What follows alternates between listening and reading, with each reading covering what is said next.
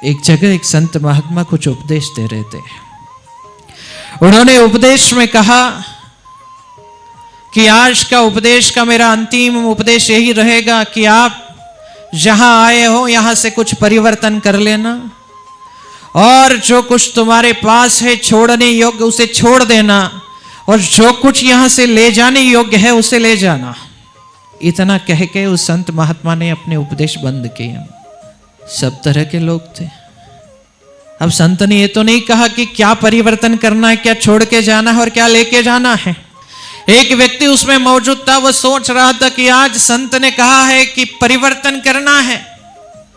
तो जैसे ही सत्संग हुआ, गेट पर गया, ध्यान ज्योतों की तरफ आकर्षित हुआ और सोचा कि आज महात्मा ने कहा है कि जीवन में कुछ परिवर्तन करके जाना, तो आज परिवर्तन का समय है, मैं अपने जूते परिवर्तन कर देता हूं।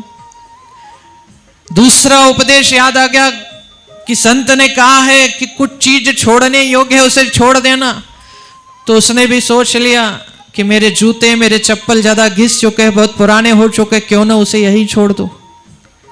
अब तीसरा उपदेश याद आया, परिवर्तन भी हो गया, छोड़ने की बात भी ध्यान में आ गई। अब तीसरा उपदेश था, यहां से कुछ लेके जाना है। उनका कहने का तात्पर्य था कि आप इस जीवन में आए हैं तो निश्चित परिवर्तन कर लीजिए, क्योंकि ये जीवन मिला है आपका भव परिवर्तन करने के लिए। अगर तुम जीते जी जीवन में ये न कर पाओ तो मृत्यु के बाद कोई गारंटी नहीं कि तुम वापिस परिवर्तन के लिए यहां पाओ। इसलिए जहां उपदेश मिले, जहां भक्ति मिले, जहां परमात्मा मिले, जहां सत्संग मिले, वहां जाकर के अपने जीवन का बोध लेना और जीवन में कुछ परिवर्तन की खोज कर लेना।